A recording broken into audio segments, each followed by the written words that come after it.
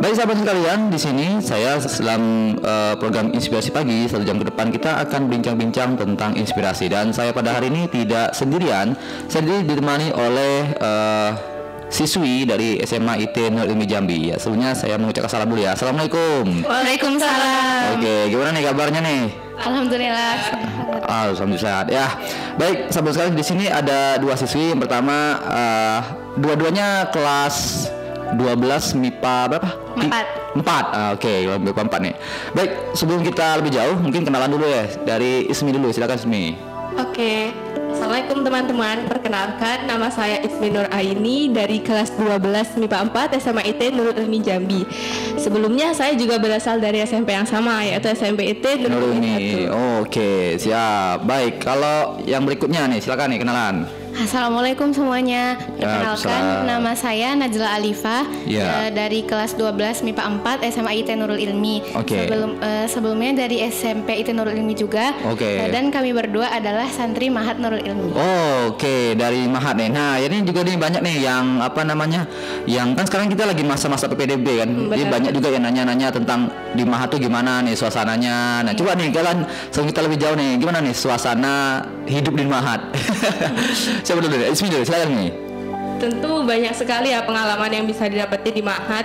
Di Mahat itu memang benar-benar belajar kehidupan, di mana kita memang benar-benar merasakan kekeluargaan gitu. Solidaritas, kesatuan gitu, memang benar-benar belajar. Ata belajar banyak di situ ya, Ustaz. Dari kelas 1 SMP sampai sekarang udah masuki ke tahun ke-6. Jadi sudah sekitar 6 tahun Ana di Mahat. Alhamdulillah banyak sekali progresif yang Ana rasakan dari diri Ana sendiri. Gitu. Baik, jadi suasana pembelajarannya, kemudian kegiatan di satu juga sangat menyenangkan ya. Ya, nanti kita akan pengen tahu lagi nih kalau Najla gimana ya. Tapi tunggu dulu, biar sahabatnya makin penasaran nih dengan Mahat. Jadi tetap standby di 102,7 FM Nurul Radio di Kota Inspiratif. Nanti kita akan kembali lagi setelah pesan-pesan berikut ini. Tetap standby ya.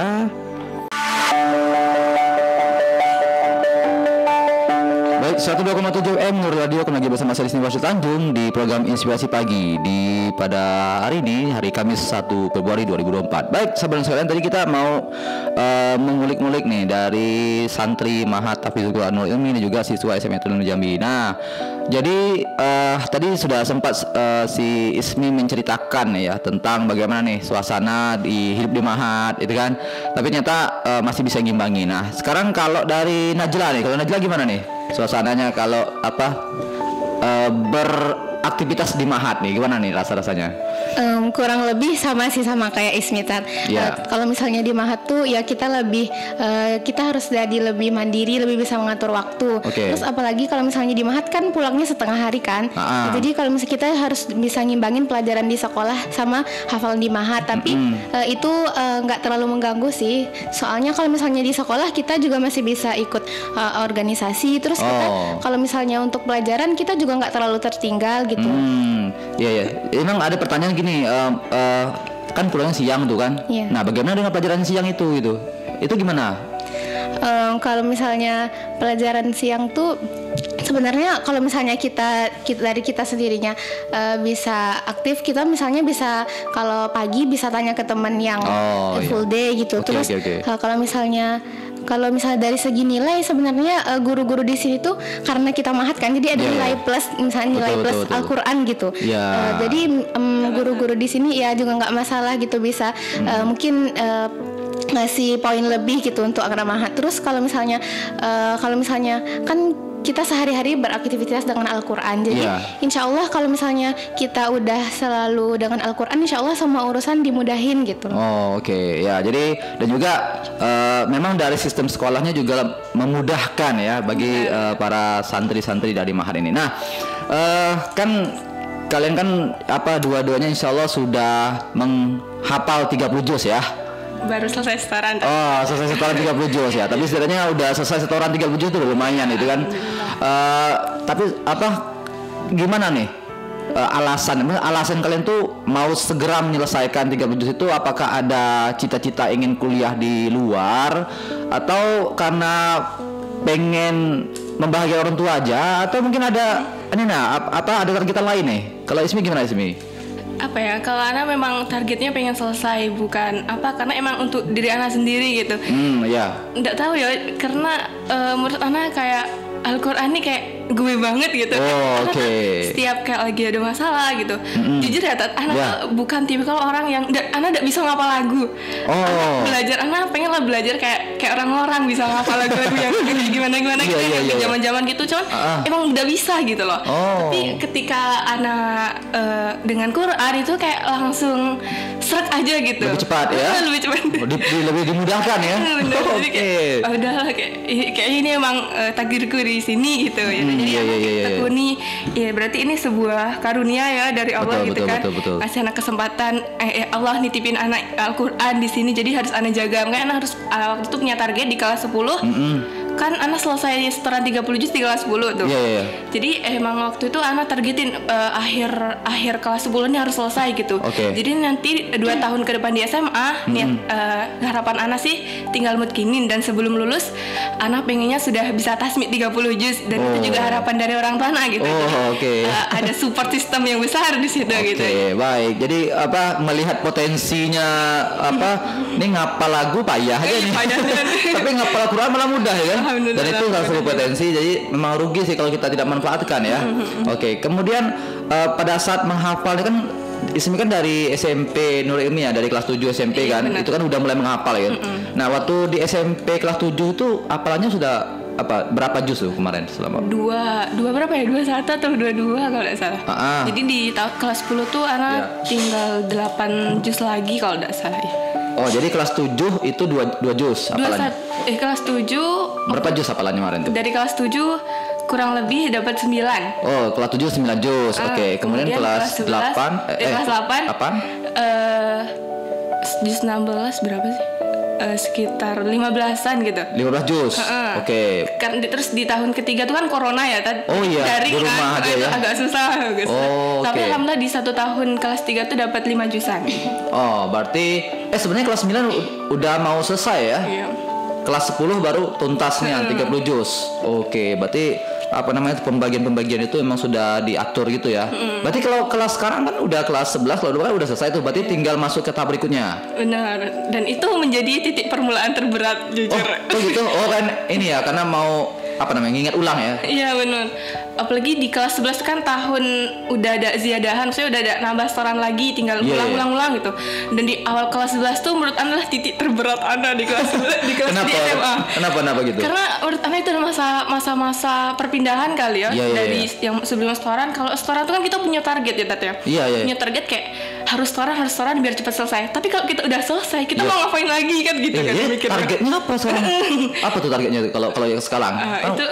Itu ya targetnya yang mau tasmi gitu.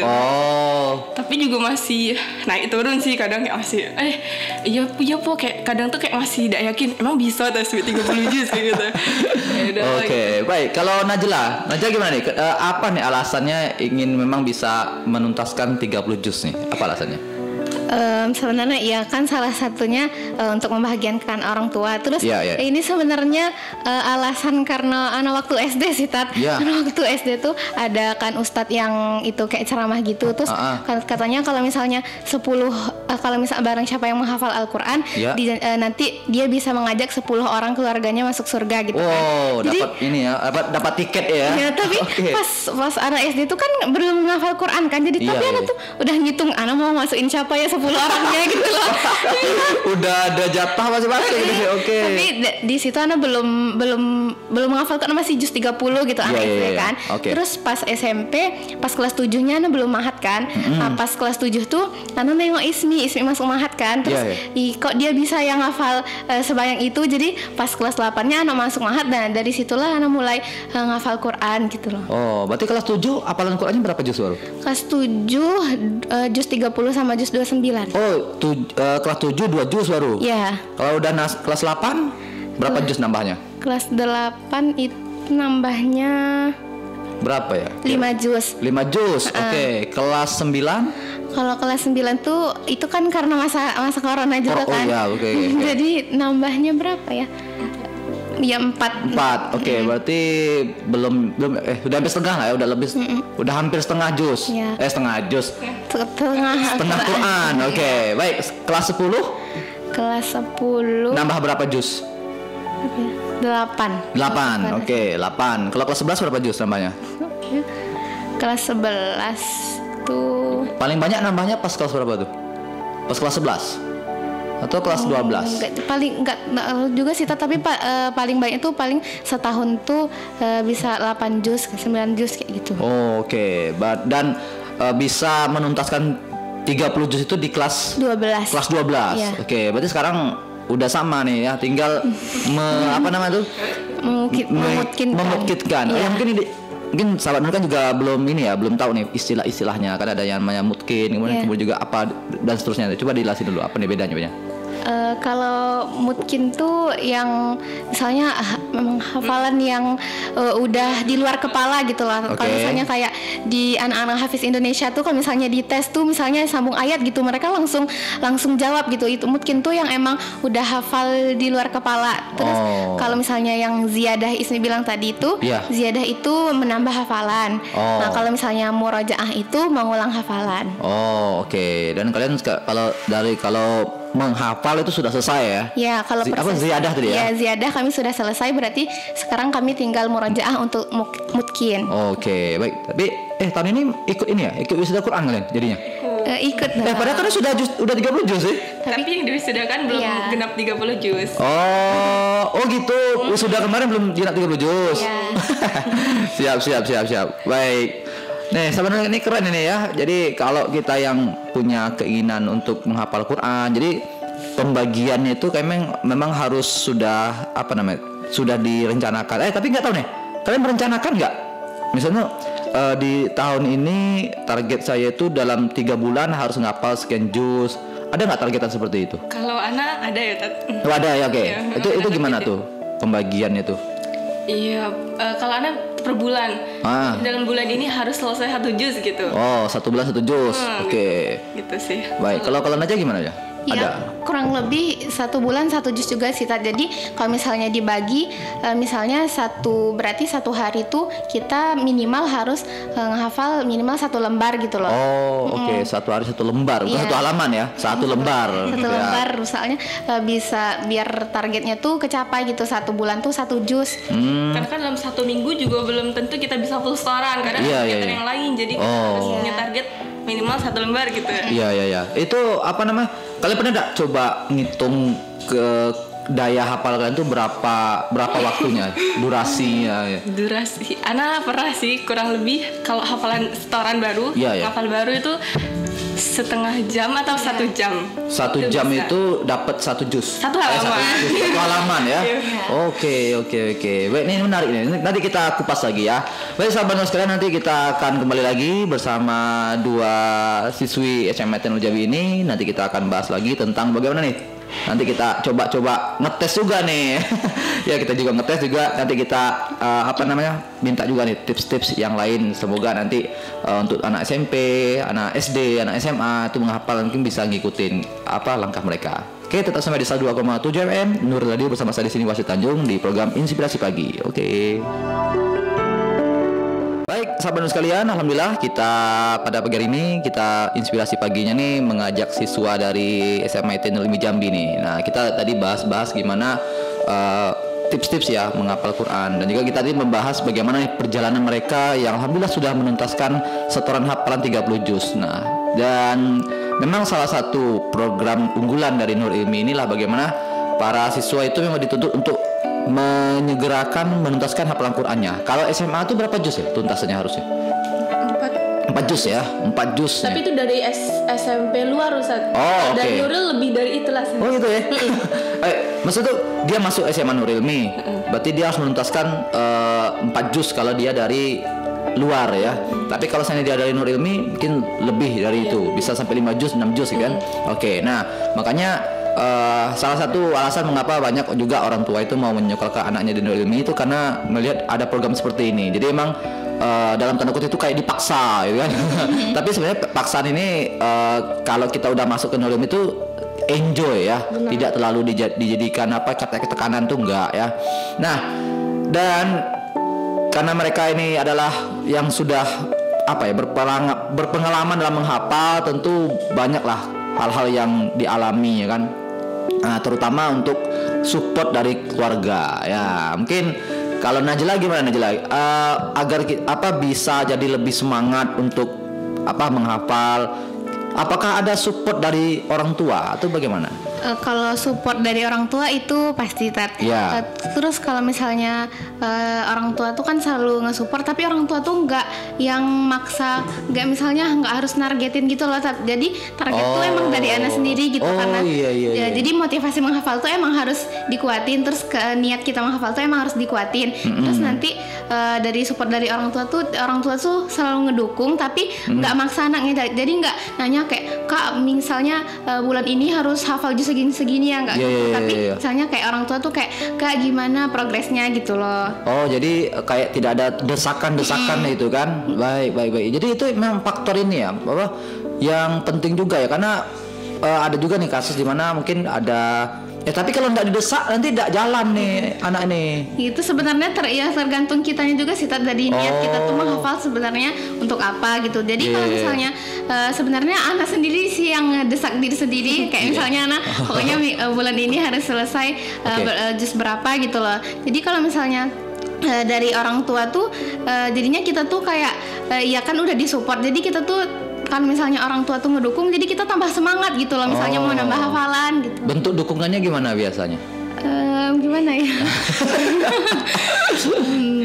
Ya paling ya ngasih semangat lah, terus sering minta doa sama orang tua dimudahin, biar dimudahin ngafalnya gitu loh. Oke, ucapan-ucapan gitu ya. Siap. Ada dikasih hadiah nggak?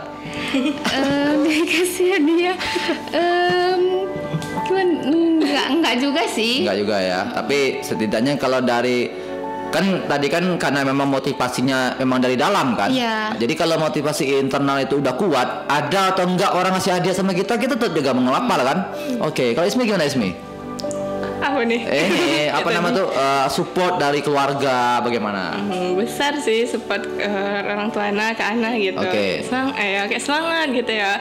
Gitu. Terus orang tua anak juga bukan tipikal yang kayak maksa kamu harus ngapal kayak gini, karena orang tua anak kan juga udah ngapal. Iya betul juga. Memang banyak seperti itu kejadiannya kan. Memang ibunda kita ini tuh belum hafal kan. Tapi memang untuk anaknya memang dia support ya. Kalau anak tengok orang tua anak tuh biar kamu tuh jadi dirimu sendiri gitu loh. Jadi kamu harus belajar ya. Niatin karena Allah, itu sih yang orang tua anak selalu bilang gitu. Pernah waktu itu anak bilang ke orang tua anak, kan anak ngirim, ada kan sebuah unip yang menerima mahasiswa tahfiz 30 juz misalnya gitu kan. Anak bilang, masuk sini Pak, bilang kayak gitu ke bapak kan. Terus orang tua bilang, nggak usah kayak gitu. Kamu tuh hafal tuh jangan niatin untuk yang lain-lain gitu. Niatin untuk ngafal dia, untuk ngafal untuk Allah gitu loh. Untuk Al-Quran itu sendiri gitu. Gitu. Karena selalu dikuatin itu. Niat tuh harus yang nomor satu, harus bener-bener niat tuh karena Allah gitu loh. Jadi jangan apapun. Kalau mungkin kayaknya sama ya dalam hal dikasih hadiah, dikasih sepeda barangkali kan, itu pun nggak ada ya. Nggak ada. Itu tuh karena emang ini ya, motivasi internalnya kuat ya. Gimana nih menurut kalian untuk meningkatkan motivasi internal tuh gimana caranya gitu? Biar anak-anak yang lain itu kan mereka tuh punya motivasi dalam juga yang kuat. Nah itu gimana caranya kalau kalian? Ala kalian lah. Kalau ala gimana? Ya, misalnya lagi Ismi tadi kan punya motivasi, mau nggak dikasih mau dikasih hadiah kayak mau nggak dikasih tetap hafal, mau ngapal sama juga kayak Najla tadi kan. Itu kok bisa seperti itu gitu? Apakah sering baca buku motivasi barangkali atau karena apa? Sebenarnya kalau misalnya kadang tuh kayak misalnya lihat anak-anak kecil sih, anak-anak kecil yang hafal Al-Quran gitu loh, kayak kok mereka umur segitu bisa sih hafal Al-Quran gitu loh. Kayak tertampar gitu ya. Siap. Kalau misalnya di Mahat sih, karena kan kita ada teman seperjuangan kan menghafal. Jadi tuh kalau misalnya kita lagi down nih, terus kayak lihat teman tuh kayak kok dia rajin ya setoran gitu. Nah jadi tuh itu juga bisa jadi semangat sih kayak. Pemicu ya. Jadi anak harus juga bisa kayak dia gitu loh. berarti faktor eksternal ya. Maksudnya kalau lingkungannya mendukung, jadi kita tuh kayak terpacu gitu ya. Ya kalau menghafal Al-Quran tuh sebenarnya sangat butuh lingkungan yang mendukung sih, karena kalau misalnya cuman kita sendiri yang menghafal, kita nggak ada apa sih namanya lingkungan yang mendukung, jadi itu nggak ada semangat. Supportnya, support sistemnya ya. Kalau misalnya di Mahat kan euforianya sama gitu, sama-sama suhunya tuh menghafal Al-Quran, jadi mereka tuh saling berlomba-lomba gitu kalau dalam menghafal Al-Quran. Oh iya, jadi faktor eksternal ini sangat mempengaruhi. Nah makanya di Nurul Ilmi itu hafalan Qurannya banyak karena emang ada programnya gitu kan, kemudian juga dikasih hadiah kayak wisuda Quran gitu ya. Jadi ada targetan mereka ya. Oke. Nah, Ustaz penasaran dengan apa sih aktivitas di Ma'had tuh dari pagi sampai pagi lagi itu apa sih sebenarnya? Maksudnya khawatirnya ngapal terus, jenuh jadinya. Salah. Kalau banyak yang ngira di Ma'had tuh cuma ngapal doang, tuh salah besar sih Tat. Karena kami bangun jam 3:30, kadang jam 3 lebih berapa kami bangun, sholat tahajud, mandi, persiapan semuanya, kemudian habis subuh persiapan mau ke sekolah. Nah, setelah itu kami sekolah cuma sampai habis zuhur ya. Terus tuh pulang ke Ma'had, dari habis zuhur tuh setoran. Nah di siang itu kami murojaah yang sudah pernah dihafal. Nanti di halakoh malam ba'da maghrib kami baru setoran yang ziyadah, yang hafalan baru gitu. Itu yang kan dari zuhur tadi setoran hafalan ya, sampai asar. Iya benar. Dari asar sampai maghrib ngapain? Kalau yang belum selesai setoran di waktu zuhur tadi, lanjut setoran. Yang sudah ada yang aktivitas mandiri, ada yang mandi, ada yang makan. Boleh tidur juga ya kan? Iya ya kan, boleh tidur kan? Tapi tidak direkomendasikan ya tidur habis asar. Itu iya. Siap. Oke, habis asar segera menyetorkan bagi yang belum selesai. Baik. Nah, habis itu maghrib. Nah, habis maghrib apa itu? Satu lagi. Habis asar kami ada jasus. Apa tuh? Jadi kami di Ma'had pakai lugu bahasa Arab. Mata-mata gitu. Harus pakai bahasa Arab. Jadi yang kalau yang enggak pakai bahasa Arab nanti kena jasus. Satu kata itu dikasih ikob berapa gitu. Apa ikopnya biasanya? Ikopnya biasanya denda. Denda apa nih? Uang ya? Uang ya.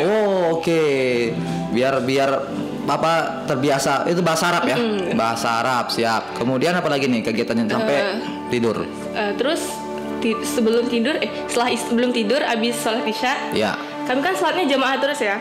Jadi habis sholat isya kami baca Al-Muluk, kemudian biasanya sholawatan. Kalau sekarang kan bulan Rajab, jadi kami baca doa di bulan Rajab. Tuh.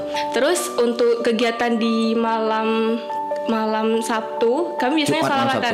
Jumat malam Sabtu habis maghrib diganti dengan salawatan. Kemudian di malam Minggu biasanya kami ada acara muhadoroh. Muhadoroh itu kayak pensi gitu. Bentuknya gimana? Maksud kapan latihannya? Kan ngapal terus nih kawannya kan? Jadi kan kami halakoh siang hanya dari hari Senin sampai Jumat. Jadi hari Sabtu Minggu habis zuhur tuh kami free, maksudnya yang mau murojaah boleh gitu. Kalau enggak nyiapin untuk muhadoroh malam Minggu gitu. Per kelompok gitu ya? Per kamar. Per kamar. Satu kamar berapa orang itu ya? Tergantung, ada yang 10, ada yang 14, ada yang 40 yang kamar paling panjang, namanya kamar bersalah. Berarti seru juga ya? Seru. Gimana rasanya? Apa? Yang bagian serunya ya bagian mananya? Bagian salawatan. Kok gitu? Kenapa? Karena salawatan refreshing bagi kami, bisa dengerin. Iya, boleh. Ada nggak nih yang paling mengesankan lah suatu di Ma'had ini? Najlah gimana Najlah nih? Ada nggak hal yang memang nggak terlupakan lah pokoknya program-programnya? Apakah mungkin jalan-jalan barangkali ya apa nih? Ya kan kalau di Ma'had ya kayak Ismi bilang tadi, di Ma'had tuh bukan full menghafal Quran gitu loh kan. Nah, kami juga bisa refreshing gitu. Kalau misalnya di Ma'had kadang dalam 1 bulan itu kami ada misalnya kalau misalnya mau masak bareng gitu loh Tat. Masak? Iya. Kompornya gimana dong? Kami punya kompor di Ma'had. Jadi kami punya kompor, punya kuali, punya panci. Lengkap juga nih ya. Tinggal kurang kulkas lagi.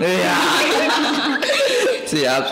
Oke. Jadi kalau misalnya kami mau lagi pengen makan apa gitu loh. Nanti dibuat kelompok, terus dalam satu kelompok tuh misalnya nanti mau makan apa gitu loh, bisa masak. Terus kalau misalnya pas malam Ahad itu bukan kan Ismi bilang tadi ada muhadoroh kan, ada pensi. Terus biasanya juga ada nonton gitu, nobar bareng di Ma'had. Jadi apa namanya tuh? Kegiatan tuh banyak juga ya, maksudnya nggak cuma ngapal aja, nggak cuma tilawah aja, Tapi terkait menghafal dalam satu hari itu ada targetan ya? Maksudnya dikasih target nggak sama apa namanya musyrifnya? Iya, dikasih target. Kalau misalnya kan yang murojaah itu kan yang dari abis zuhur sampai asar kan. Okay, Nah itu murojaahnya tergantung tergantung sih. Kalau misalnya minimalnya 1 halaman sih. Murojaah mungkin seperempat juz gitu misalnya. Menghafalnya. Murojaah. Oh, murojaahnya. 5 halaman gitu. Hari 5 halaman murojaah. Ya, mengulang ya. Iya. Siap. Terus kalau misalnya yang untuk menghafal, kalau target dari mahatnya 1 hari itu 1 halaman. Minimal. Iya. Siap. Itu kalian kan aktif di mahat juga kan? Kalau ngimbangin pelajaran dengan apa namanya kan juga akademik kan juga harus diusahakan bagaimana bisa terus meningkat gitu kan. Nah, ada nggak tips agar para adik-adik ini ya itu bisa ngimbangin nih antara di ngapal Qurannya dan juga akademiknya? Apa kira-kira? Kalau dari pengalaman anak pribadi, ya. Kita maksimalkan di sekolah tuh ya di sekolah gitu. Di mahat ngapal ya ngafal gitu. Jadi jangan dibawa-bawa ke mahat kepikiran kayak mana pelajarannya. Udah tenang aja gitu. Tapi kita kan bersama Quran. Ada gitu. PR nggak? Ada, yaitu kita kerjakan pertama itu poin plus itu alhamdulillah banget di mahat itu kita kan sama-sama ya. Jadi kita ngerjain tugasnya juga sama-sama. Kita misalnya nggak tahu, kita bisa sharing gitu loh, Tat. Oh iya juga ya. Apalagi namanya banyak orang pintar kan. Iya. Amin. Iya. Jadi lebih seru ya. Mantap nih. Oke, sahabat sekalian, nanti kita bakal kupas lebih dalam lagi. Nanti seksi berikutnya kita mau uji nih ya. Jadi tetap standby di 102,7 FM Nur Radio di Kota Inspiratif bersama saya di sini Wasil Tanjung di program Inspirasi Pagi. Pada pagi hari ini itu bersama 2 siswi SMA ITN Ilmi Jambi dan juga Mahat ya, dan mereka berdua sudah hafiz 30 juz. Sudah menyetorkan hafalan 30 juz, tapi habis juga namanya ya kan. Nah, pada pagi hari ini kita tadi sudah bahas ya gimana nih perjalanan mereka bisa menuntaskan hafalan 30 juz, kemudian juga bagaimana suasana mereka beraktivitas di mahat dan berikutnya. Nah, dan seterusnya, bukan berikutnya dan seterusnya. Nah, pada kesempatan kali ini di segmen berikut ini kita akan coba menguji nih hafalan mereka ya. Karena mereka udah 30 juz, berarti saya mau acak nih. Mau acak. Nih, caranya gini aja deh. Baik, sebutkan angka aja deh. Kalau Ismi yang apa? Ismi, angka berapa? Sebutkan angka. Angka 3. 3. Kalau si Najla? 7. 3 kali 7? 21. Oke. Halaman 21. Halaman 21 ya. Oke, saya akan baca Quran halaman 21 atau bukan halaman deh, juz 21. Nah, juz 21 ya. Siap. Juz 21 berarti kita lihat. Nah, nih. Al-Ankabut, Ar-Rum, Luqman, Sejadah. Ya mana sulit ya? Ayat sulit nih. Nah, ini aja deh. Baik. Saya bacakan ya. Silakan disambung siapapun itu. Auzubillahi minasyaitonirrajim. Wa'dallah la yukhlifullahu wa'dahu walakinna aktsaran nasi la ya'lamun. Ya, silakan.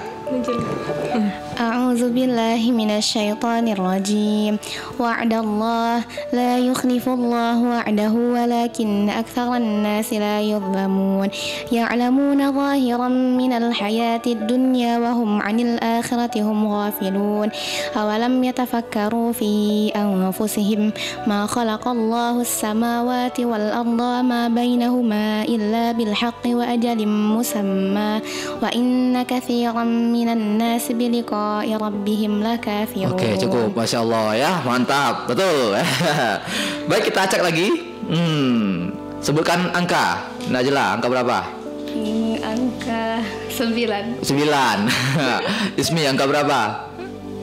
3.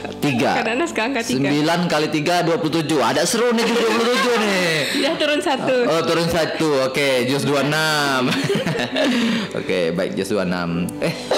Ya, juz 26 betul. Kita cek juz 26. Oh, mantap nih. Nah, ini secok nih. A'udzubillahi minasyaitonirrajim. wa huwallazi kaffa aydiyahum ankum wa aydiyakum anhum bi batni makkah min ba'di an azfarakum alaihim wa kana Allah bima ta'maluna basira. Saya ulangi, wa huwallazi kaffa aydiyahum ankum wa aydiyakum anhum bi batni makkah min ba'di an azfarakum alaihim wa kana Allah bima ta'maluna basira. Silakan. Ya, lanjut, betul. Wa huwallazi kaffa aydiyahum ankum wa aydiyakum anhum bi batni makkah min ba'di an azfarakum alaihim. Oke. Wa kana Allah bima ta'maluna basira. Oke, lanjut. Humul ladzina kafaru wa saddukum 'anil masjidil harami wal hadiya ma'kufan ay yablugha mahillah walaula rijalun mu'minuna wa nisaa'un mu'minatun lam ta'lamuhum an tata'uhum fatusibakum minhum ma'arratun bighairi 'ilm liyudkhilallahu fi rahmatihi man yasha' law tazayyalu la'adzabna alladzina kafaru minhum 'adzaban alima. Oke, Masya Allah ya, betul Masya Allah. Wah, teruji ini. Oke, sekarang kan juga ini ya, maksudnya nggak cuma ngapal lanjutan ayatnya, tapi juga ngapal ini kan. Misalnya ayat ini letaknya di surat apa itu ya? Ada nggak kalau seperti itu? Enggak sih, tapi nggak apa-apa ya. Oh, kita tes ya. Nah, ini surat yang saya baca apa? Yang tadi itu dibaca terakhir Ismi surat apa? Surah Al-Fat. Oke, baik, betul. Ustaz ini aja deh. Coba Ustaz yang ganti. Coba sebut angka lagi. Ismi angka berapa sebutin? 6. Najila angka berapa? 5. Oke, sekarang 6 kali 5 30 udah ada masuk nih orang ini kan. Oh, 6 tambah 5 aja. 6 tambah 5. Nah, ya.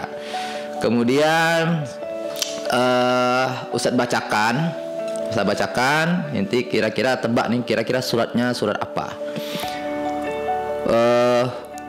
Fakafa billahi syahidan bainana wa bainakum in kunna an ibadatikum laghafilin. Surah apa kira-kira?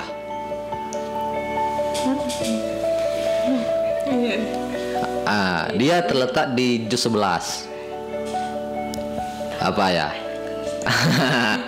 Apa? Yunus. Oke, betul. Ya, kalau ayatnya tahu nggak ayat berapa? Enggak tahu ya. Wah, ayat 29. Betul, Yunus ya. Terakhir. Oke. Nah, sebut akan angka berapa? Ismi angka berapa? Angka 2.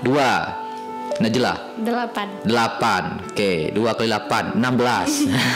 16. Ini kita acak-acak juz 16. Nah, juz 16 ini. Nah, nih coba tebak nih, ini terletak di surah apa? Idhab anta wa akhuka bi ayati wala taniya fi dzikri. Apa? Surat Maryam. Kurang tepat. Oh, Toha. Betul. Ya, sip. Wah, ya enak juga ya kalau hafal apa ya Qur'annya. Ini lebih mantap lagi. Ada enggak kalian tuh berencana mau ngapal sekalian terjemahannya? Pernah nggak coba challenge seperti itu? Belum ya? Belum. Karena emang fokusnya kan sekarang lagi yang bahasa Arabnya ya. Oke, baik. Kita pasti kita tuh punya surah di Al-Quran itu kan ada 30 juz, ada 114 surah kan.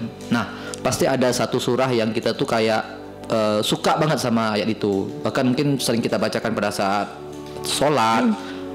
Dan juga mungkin memang kita jadikan itu prinsip hidup atau menjadi motivasi tersendiri bagi kita. Nah, kalau Ismi, surah apa nih yang menjadi yang paling disukai lah di antara semua surah Allah itu yang sangat bagus itu, mana yang paling disukai? Surah apa?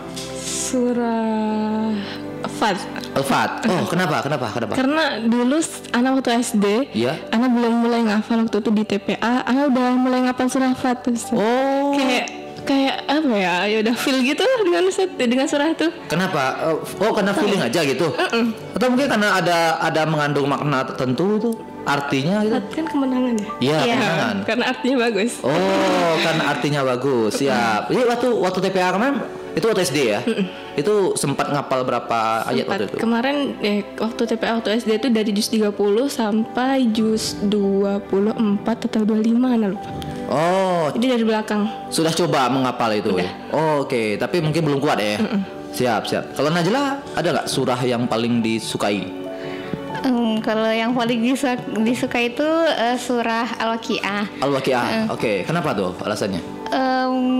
Gak tahu sih, tapi kalau nggak di Al-Waqiah tuh kan kayak ada tuh apa sih kayak jaminan, kayak orang di situ ada pembagian misalnya orang di akhirat nanti tuh ada 3 golongan gitu loh, 3 golongan orang yang terdahulu, golongan orang yang sebelah kanan dan golongan orang yang sebelah kiri gitu loh. Oke, terus terdahulu ya? Iya. Oke, terus orang yang duluan. Nah, pokoknya jadi terus di situ tuh kan dijelasin kayak gimana sih di akhirat nanti, kayak misalnya orang yang kalau di surga itu suasananya gimana, di neraka suasananya gimana. Jadi itu tuh mungkin lebih untuk introspeksi diri juga sih. Jadi kalau misalnya kayak terus kalau misalnya surah Al-Waqiah tuh kan dibaca setiap ini sih amalan anak kalau misalnya setiap pagi itu baca surah Al-Waqiah, karena Al-Waqiah itu fadilahnya insya Allah nanti Allah memudahkan rezekinya kalau misalnya kita mengamalkan surah Al-Waqiah setiap pagi. Oke. Jadi karena menceritakan tentang 3 golongan itu ya, akhirnya pengen baca terus, dan juga termasuk karena ada juga fadilah dari surah itu, makanya pengen baca itu terus dan suka dengan hal itu ya. Oke, ini kalian ini tinggi semua nih surah ya. Kalau Ustaz surah Al-Nasr gitu kan, idza ja'a nasrul fath itu. Karena Ana juga suka iya, karena salah satu kan dapat ini kemenangan kan. Iya, dan juga di situ ada makna yang menarik sih kan, di situ kan dan apabila pertolongan Allah dan kemenangan datang gitu kan. Nah, jadi di situ kan disebutin bukan kemenangan dulu tapi pertolongan Allah dulu baru kemenangan datang gitu kan, sehingga kalau kita pengen Allah tuh memenangkan kita, Allah itu ingin memberikan kita tuh kesuksesan, kita harus bagaimana Allah tuh memberikan pertolongan sama kita. Oh, berarti ini menjadi prinsip hidup Ustadz gitu kan. Tapi ada juga kalau di masa sholat ada juga yang kenapa kamu baca Al-Ikhlas terus pada saat sholat, karena saya mencintai surat itu. Ternyata ada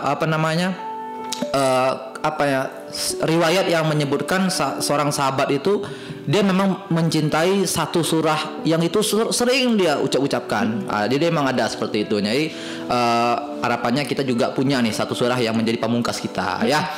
Baik, nih kita udah mau masuk di akhir sesi nih, tapi kita nanti mungkin minta tanggapan kalian kan mungkin kan sekarang kan Gen Z ini kayaknya agak beda ya suasana pola pikirnya barangkali, kemudian kebiasaannya barangkali, dan kalian juga mungkin merasakan lah bagaimana adik-adik kalian yang di Mahat itu mungkin ada kebiasaan-kebiasaan yang sebaiknya tuh bisa dihindarkan ya dalam rangka untuk menghafal Quran jadi lebih lebih mudah lah. Nah, menurut kalian apa nih yang kejadian-kejadian yang mungkin pernah kalian dapatinya, terutama untuk adik-adik yang selama ini itu di Mahat, mereka tuh kesulitan menghafal tuh mungkin ada sesuatu yang kalian tuh rasa nih makanya dia tuh sulit ngapal mungkin gara-gara ini itu. Ada nggak kira-kira menurut kalian? Ana dulu ya. Iya, silakan. Kalau sepengalaman Ana tengok Iya. Faktor terbesar penghalang hafal tuh maksiat nggak sih? Oh iya, betul. Maksiat itu memang benar-benar menjadi penghalang terbesar kita, mau kita rajin sholat sekalipun, tapi kalau kita juga sering maksiat, bakalan susah Al-Quran itu masuk ke dalam diri kita gitu. Terus juga makanan yang kita makan gitu ya. Jadi sebagai hamba Allah gitu, kita tuh harus biasain hidup sederhana apa adanya gitu lah. Bersyukur dengan segala nikmat yang Allah berikan gitu lah. Namanya di Mahat kan apa adanya saat makan. Namanya Mahat ya. Iya, dulu aja nggak boleh tuh, dulu tuh ada laundrynya. Ini ada sekarang ya. Oke, terus? Ya, kita harus banyak bersyukur sih, walaupun lauknya tempe, tahu gitu. Banyak bersyukur aja gitu. Karena yang buat kenyang tuh, yang buat kita kenyang kan bukan makanan itu, tapi yang buat kenyang itu kan Allah gitu. Iya. Jadi makan tuh apa adanya gitu. Kita harus banyak bersyukur, jauhi maksiat, terus jangan lupa berdoa. Oke. Kekuatan doa ya, memang sering terlupakan ya doa ini kan. Kalau Najla gimana ya? Ada nggak yang dilihat selama ini? Kalau Ana sih mungkin lebih ke adab sama guru gitu lah Tat. Karena mungkin kalau misalnya kita misalnya kita emang orangnya mungkin cepat menghafal, tapi kalau misalnya dari adab ke gurunya kita kurang, terus sopan santunnya juga kurang, itu juga menurut Ana mengurangi mengurangi daya hafal kita. Soalnya kalau misalnya kita nih sering misalnya ngomongin guru gitu loh, terus kalau misalnya nggak sopan sama guru, terus itu tuh mungkin kita menghafal terus nanti guru nggak ridho gitu sama hafalan kita, jadi hafalan kita nanti juga bisa jadi macet gitu. Terus kalau misalnya dari cara bicara kita juga harus dijaga gitu. Soalnya ada yang pernah bilang kayak masa kita melafalkan Al-Quran tapi omongan yang kita lafalkan tuh juga nggak kayak Al-Quran sih gitu. Jangan ngomong omongan yang kotor kayak gitu. Oke. Pernah nggak kalian tuh merasakan kok sulit dan menghafal gitu kan? Gara-gara maksud apa ya? Ini ada nggak terlintas seperti itu ya? Pernah. Gimana tuh misalnya apa kejadian yang membuat kalian tuh momentum kalian tuh bakal sulit menghafal itu? Kalau Ismi gimana ya? Ada nggak pengalamannya seperti itu? Kayaknya kalau misalnya lagi banyak kegiatan ya, banyak kegiatan. Lagi banyak kegiatan. Saya kadang tuh sampai kadang tilawah tuh cuma dapat berapa gitu, itu ngerasa jauh banget gitu ya. Jadi kalau kita kalau faktor lainnya tuh karena lagi jauh dari Al-Quran, dari Allah gitu, emang hafalan juga susah juga masuk. Karena mungkin kita udah berpaling, jadi kita nak balik lagi tuh agak jauh. Wah, dalam nih. Iya betul. Jadi emang move on itu agak berat ya jadinya ya. Siap. Kalau Najlah ada nggak? Kalau pas lagi susah menghafal tuh mungkin lagi hatinya tuh lagi gimana, lagi kayak nggak ikhlas mungkin gitu, misalnya menghafalnya tuh terpaksa gitu ya. Mungkin karena terpaksa, terus karena misalnya ada sesuatu sesuatu mungkin niat menghafalnya tuh mungkin karena yang lain gitu loh, bukan karena Allah gitu. Jadi kadang ngerasa tuh kok susah ya gitu ngehafalnya gitu. Terus ada juga waktu karena pernah sekali di itu surah yang menurut Ana paling sulit itu di surah At-Taubah kan. Nggak tahu kenapa At-Taubah tuh kan artinya pengampunan, nggak tahu mungkin Ana banyak dosa. Jadi di surah tuh itu yang butuh usaha lebih sih untuk ngehafalin surah itu. Terus juga butuh waktu lama, biasanya yang sebulan satu juz. Di juz 10 surah At-Taubah itu jadi satu juz tuh 2 bulan gitu lah. Berarti kita juga kayak ini ya, betul kayak lagi dalam mengembara, ketemu surat yang ini rasanya gitu ya, keren juga ya dia. Siap. Nah ini kira-kira pesan untuk adik-adik ya yang mereka juga sedang berjuang untuk menghafal Quran, apa nih menurut kalian pesan-pesan yang bisa disampaikan lah untuk mereka ya? Silakan nih, kalau Ismi dulu silakan. Pesannya hafiz Al-Quran tuh bukan orang yang mutkin, bukan yang kalau dites sambung ayat langsung bisa nyambung, bukan juga yang tasmi dari juz sekian sampai sekian lancar tuh bukan, tapi eksistensi sebenarnya kata guru Ana itu adalah pada akhlak dan sikap kita. Akhlak dan sikap ya, etika ya. Oke. Jadi percuma saja kita punya banyak hafalan, tapi kalau tingkah laku kita, sikap kita masih tidak seperti Al-Quran, berarti itu belum disebut hafizah gitu.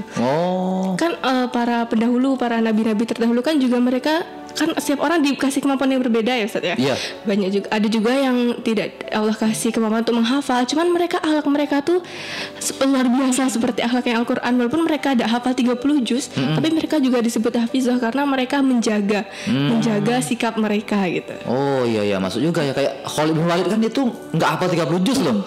Kan dia masuk Islam tuh agak terlambat ya. Dia masuk Islam tuh Rasulullah tuh udah mau meninggal dunia kan. Tapi dia tuh dikenal karena dia tuh berjihad terus. Tapi kan karena dia itu orang yang memang juga berusaha untuk mendekati Al-Quran, sehingga dia tuh termasuk sahabat yang mulia seperti itu ya. Kalau Najlah gimana ya? Apapun yang bersama dengan Al-Quran, yang berkaitan dengan Al-Quran itu akan menjadi mulia. Betul. Bulan Ramadan ya kan. Kemudian apa lagi kalau Al-Quran itu? Cover apa lah, misalnya kayak kertas itu kan, kertas ini kan kita tulis Al-Quran jadi mulia kan, kita nggak boleh ngelangkahin gitu kan.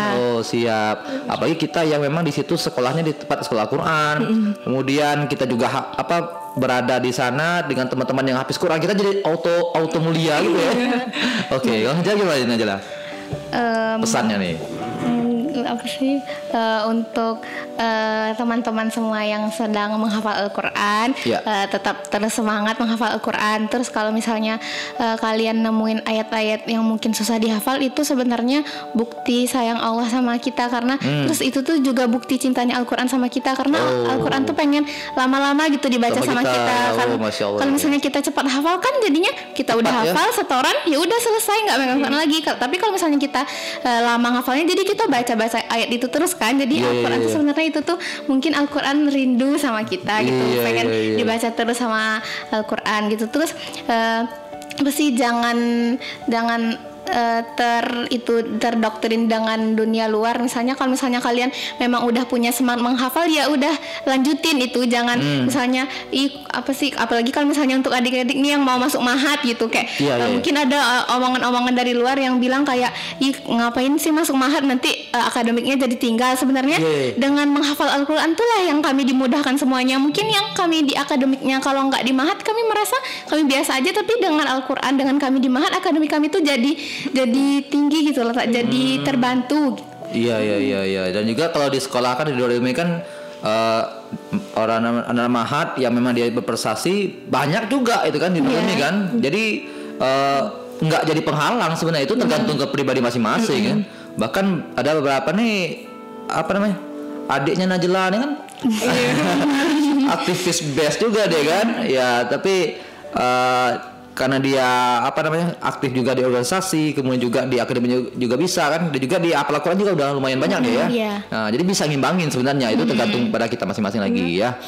Oke, ini luar biasa ya sahabat sekalian, kita udah bincang-bincang nih tentang pengalaman menghafal Quran ya, semoga bisa menginspirasi kita semua, dan juga bagi bapak-bapak, ibu-ibu, ayah bunda yang ingin mencetak siswanya atau anandanya menjadi hafiz Quran, maka memang dimulai dari yang namanya etika tadi ya, karena bagus juga tuh definisinya, yang namanya hafiz Quran itu bukan yang bisa melanjutkan hafalannya, tapi memang dia berperilaku akhlaknya itu sesuai dengan Al-Quran, Masya Allah ya. Baik, terima kasih nih Ismi dan Najla ya, Masya Allah ya. Semoga nanti habis dari SMA nanti juga bisa lulus di kampus yang diinginkan. Amin. Emang rencananya mau kuliah atau mau mondok nih? Mau kuliah. Kuliah sama ya. Kalau Ismi rencananya mau kemana nih? Semoga ada rektor Unja yang di sini. Iya, 3 juz ya, punya hafalan. Orang lulus Unja aja minimal baru satu juz kan yang lulus ya. Iya. Ini rencananya mau ngambil fakultas apa? FK. Kedokteran. Oke. SNBP. Iya, amin ya. Kalau Najla? Rencananya mau ngambil jurusan okupasi terapi itu di Universitas Indonesia. Ya amin. Okupasi itu apa ya? Berat kali ya. Okupasi itu kurang lebih mirip kayak fisioterapi sih, Tat. Jadi kalau misalnya kayak itu tuh okupasi terapi tuh dia tuh terapi yang tujuan akhirnya tuh untuk kemandirian seseorang. Jadi misalnya kayak anak-anak yang disabilitas gitu, anak yang berkebutuhan khusus kan, mereka kadang nggak bisa makan sendiri, nggak bisa mandi sendiri. Jadi okupasi itu terapinya tuh tujuannya tuh untuk itu, mereka tuh bisa melakukan aktivitas kayak orang biasanya gitu. Oke, ini berat pula nih jurusannya kalian pilih nih. Memang hafiz Quran nih. Oke, terbaik. Terima kasih ya sudah datang ke Studio Nuril ya. Baik, sahabat sekalian, itu saja perbincangan kita pada pagi hari ini. Semoga bisa menginspirasi dan juga bisa memotivasi kita untuk bisa menjadi orang yang selalu dekat dengan Quran. Baik, kita tutup dengan lafaz hamdalah. Alhamdulillahirabbil alamin. Doa kafatul majelis. Subhanakallahumma wa bihamdika asyhadu an la ilaha illa anta astaghfiruka wa atubu ilaik. Terima kasih. Tetap sampai di 102,7 FM Nuril Radio, di Kota Hidayah Inspiratif bersama saya Wasit Tanjung.